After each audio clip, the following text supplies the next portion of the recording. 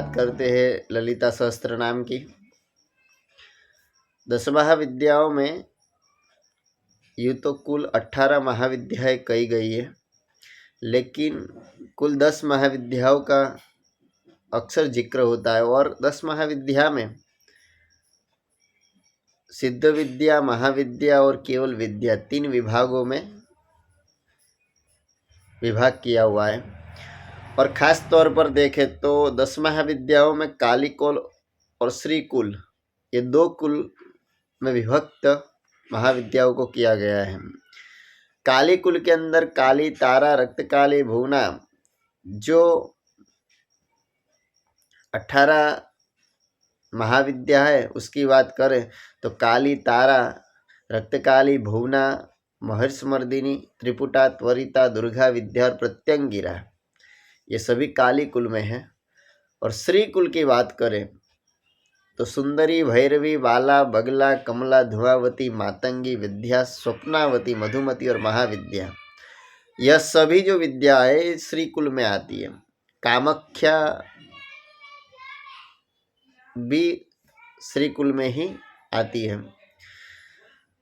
काली, तारा, रक्त काली, भुवना, महिषमर्दिनी, त्रिपुरा, त्वरिता, दुर्गा, विद्या, प्रत्यंगिरा तथा काली coulomb समाख्यातम Shri coulomb च ततः परम सुंदरी, भैरवी, बाला, बगला, कमलापि च धुमावती च मातंगी, विद्या, स्वप्नावती, प्रिय, मधुमती, महाविद्या श्री कुलम परिभाषितम। तो महाविद्याओं के बारे में ये श्री कुल और काली कुल 2 कुल में विभक्त किया हुआ है। 10 महाविद्याओं में प्रमुख कौन है तो काली, तारा, महाविद्या, षोडशी, भुवनेश्वरी, भैरवी, छिन्नमस्ता च विद्या, धुमावती तथा और बगला सिद्ध विद्या च मातंगी, कमलात्मिका, एतादश महाविद्या सिद्ध विद्या प्रकीर्तिता। ये 10 महाविद्याओं का उल्लेख मिलता है। और इन 10 महाविद्याओं में ललिता, महात्रिपुर सुंदरी, जिसे षोडशी भी कहा गया है, जिसे ललिता पराम्बा भी कहा जाता है, जिसे भगवती महात्रिपुर सुंदरी भी जिससे कहा गया है, षोडशी भी कहा गया है, जो 16 कलाओं से पूर्ण है, इसीलिए उसे षोडशी कहा गया है कि 16 कलाओं से, 16 नित्याओं से जो पूर्ण है।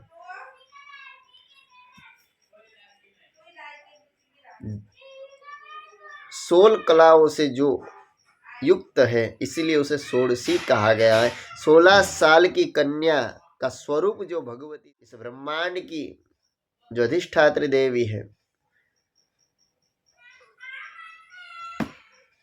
वह त्रिपुर सुंदरी भगवती। बाला त्रिपुर सुंदरी भी है, उसका एक स्वरूप ललिता।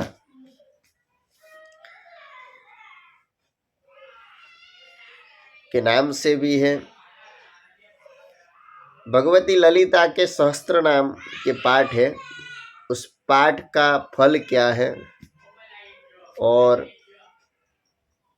क्या लाभ मिलता है, तो इस वीडियो के माध्यम से आपके सामने मैं बात रखना चाहूँगा।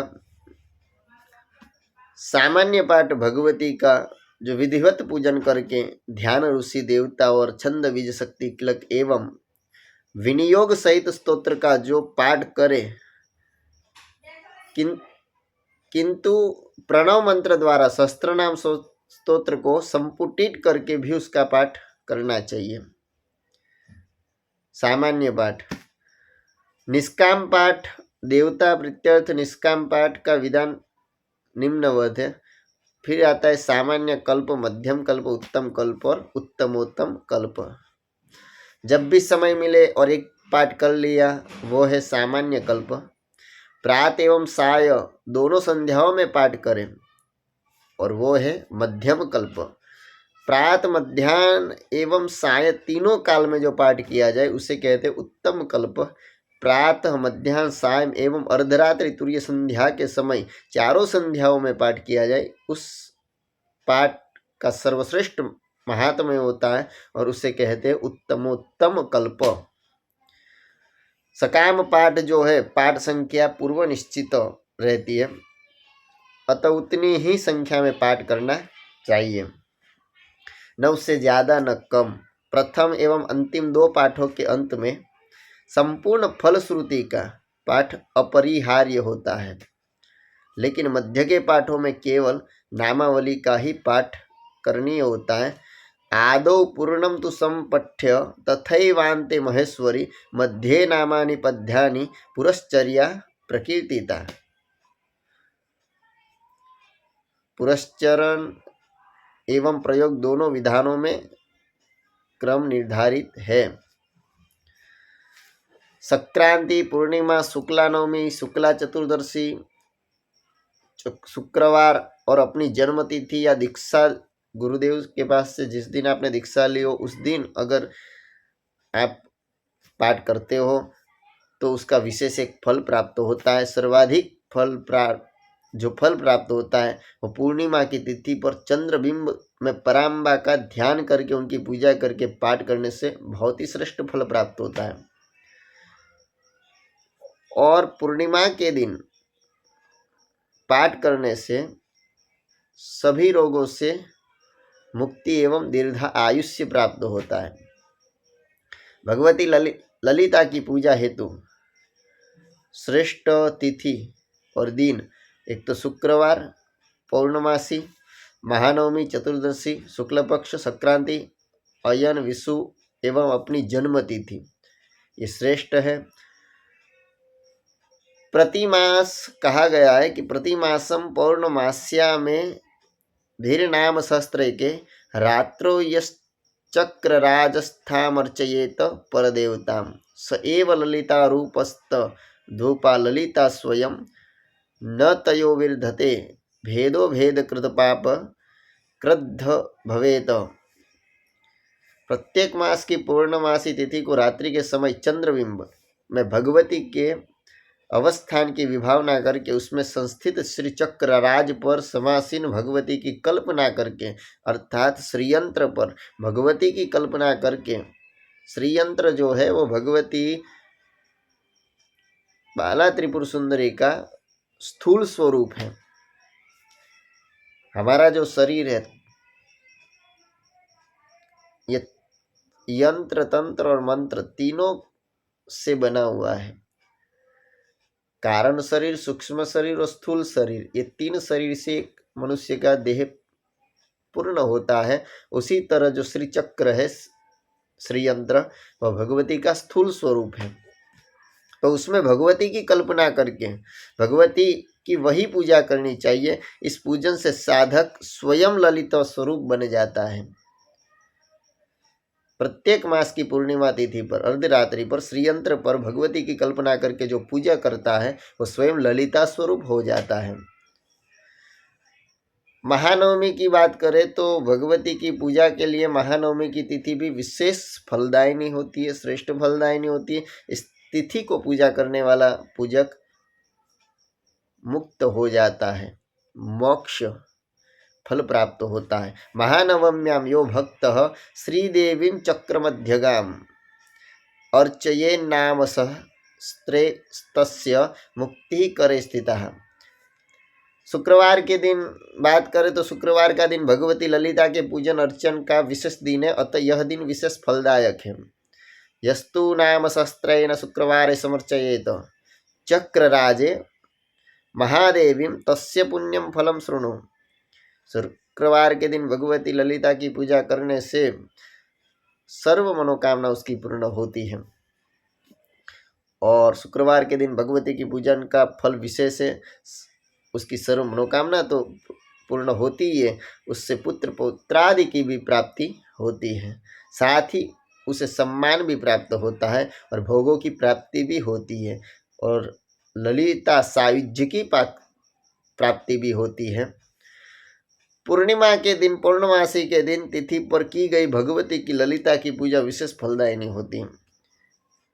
षोडशोपचार, पंचोपचार, जो भी उपचार से यथा भक्ति, ज्ञान, कर्म, श्रद्धा के अनुसार विधि विधान तो ठीक है, पूर्ण होना चाहिए, लेकिन भाव और श्रद्धा ललिता प्राम्बा के चरणों में विशेष होना चाहिए। और पूर्णिमा की तिथि पर की जाने वाली भगवती की पूजा और सहस्त्र नाम का पाठ समस्त रोगों का नाश कर देता है, दीर्घायुष्य की प्राप्ति करता है। और ज्वरात का सिर स्पर्श करके सहस्त्र नाम का पाठ करने पर तत्काल ही उसका रोग दूर हो जाता है और सिर की पीड़ा भी तत्काल दूर होती है। सहस्त्र नाम पाठ के और भी प्रयोग बताए गए कि भस्म जो होती है ललिता सहस्त्र नाम से अभिमंत्रित करके उसे छू कर स्तोत्र पाठ करने के द्वारा, अभिमंत्रित कैसे करें, तो उसे स्पर्श करके फिर पाठ करने चाहिए। और ऐसा करके यदि किसी को दिया जाए और उसके धारण करने मात्र से ही उसके सारे रोग दूर हो जाते हैं। जल होता है, कुंभस्थ जल को यदि सहस्त्र नाम से अभिमंत्रित किया जाए, कुंभ मेले का जो जल होता है, और या फिर कोई भी जल ले लो अब, तो उस जल को यदि सहस्त्र नाम से अभिमंत्रित किया जाए, उस जल से ग्रह गृहित को अभिसिंचित किया जाए, तो सारे ग्रह तत्क्षण ही नष्ट हो जाते। जिससे ग्रह की कुदृष्टि हो, ग्रह नड़तर हो, तो उससे यह अभिषेक अभिसिंचित कर्म करके अगर उससे उसका अभिषेक किया जाए तो उसके ग्रह तत्क्षण ही अच्छे हो सकते हैं और होंगे। श्रद्धा से करोगे तो जरूर होगे, उसमें कोई दिक्कत नहीं है। कहीं ना कहीं श्रद्धा की कमी होगी तो निश्चित आपके कार्य नहीं हो सकते हैं। तो इसीलिए जल को अभिमंत्रित करके जो ग्रह पीड़ित व्यक्ति उसको अभिषेक उसका करना चाहिए, अभिसिंचित करना चाहिए, तो उसके ग्रह सही हो जाएंगे, उसकी ग्रह की दशा भी सुधर जाएगी और उसका अच्छा कार्य, मांगलिक समय उसका, मंगल समय उसका प्रारंभ हो जाएगा। और कहते हैं कि भगवती के सहस्त्र नाम का यदि पाठ विशेष नवरात्रि की रात्रि को 9 दिन तक किया जाए तो व्यक्ति की कुंडली में विषयोग का नष्ट होता है और अनिष्ट जो भी उसके ग्रह होते हैं, दोष होता है, तो वो भी नष्ट होता है और उसे करोड़ों पुण्य की प्राप्ति होती है। विशेष तौर पर भगवती की विशेष कृपा उसके ऊपर रहती है। पुत्र प्राप्ति के लिए कहा है कि किसी वंध्या नारी को भी सहस्त्रनामा अभिमंत्रित करके नवनीत खाने को दे दिया जाए कुछ, तो उसे पुत्र की प्राप्ति अवश्य हो जाती है।